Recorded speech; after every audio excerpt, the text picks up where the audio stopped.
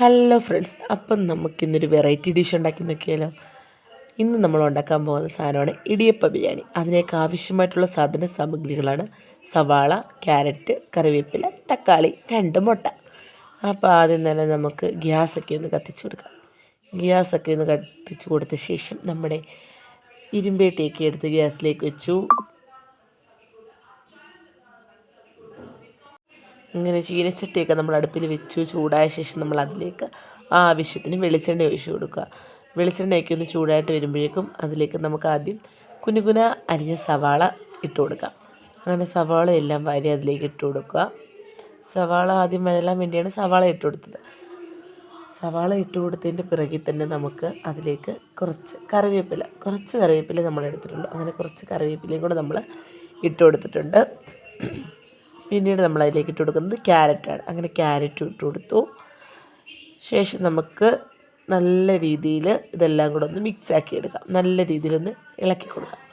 അങ്ങനെ നല്ലോണം ക്യാരറ്റും സവാളയും തക്കാളിയും എല്ലാം ഇട്ട് നല്ല രീതിയിലൊന്ന് മിക്സാക്കിയ ശേഷം അതിലേക്ക് നമ്മൾ ആവശ്യത്തിന് ഉപ്പിട്ട് കൊടുത്തു. പിന്നീട് നമ്മൾ കുരുകളഞ്ഞ് വെച്ചിരുന്ന തക്കാളി അതിലേക്ക് ഇട്ട് കൊടുത്ത ശേഷം നല്ല രീതിയിലൊന്ന് മിക്സാക്കി എടുത്തിട്ടുണ്ട്. അങ്ങനെ നല്ല രീതിക്ക് മിക്സായി എടുത്ത ശേഷം അതിലേക്ക് നമ്മൾ കുറച്ച് മഞ്ഞൾപ്പൊടി ഇട്ട് കൊടുത്തതിന് ശേഷം വീണ്ടും നന്നായി ഇളക്കുക.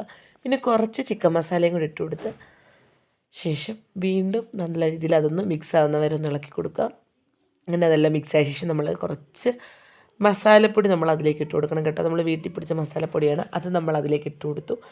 അത് നല്ല രീതിക്കൊന്ന് മിക്സാക്കി കൊടുത്ത ശേഷം നമ്മുടെ താരമെത്തി ഇടിയപ്പം പൊടിച്ചത്. ഇടിയപ്പം നമ്മൾ പിച്ചിട്ടാണ് കേട്ടോ.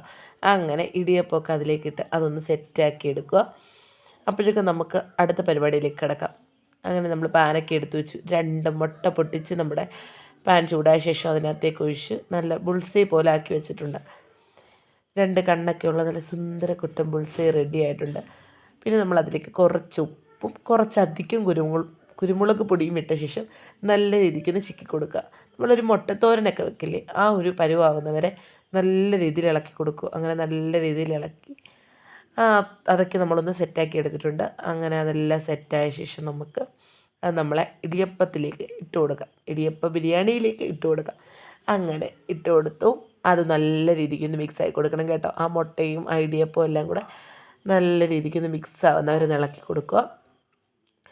അങ്ങനെ ഇളക്കി കൊടുക്കുക. അവസാനം നമ്മളൊന്ന് തട്ടിപ്പൊത്തി വെച്ച ശേഷം അതിലേക്ക് കുറച്ച് നെയ്യും കൂടെ ഒഴിച്ച് കൊടുക്കുന്നുണ്ട് കേട്ടോ.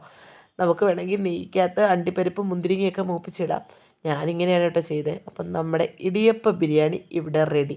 എങ്ങനെയുണ്ട്? എല്ലാവർക്കും ഇഷ്ടപ്പെട്ടോ? എല്ലാവരും ട്രൈ ചെയ്യണേ. ഇത്രയേ ഉള്ളൂ ഇന്നത്തെ നമ്മുടെ ഒരു വീഡിയോ. Bye bye.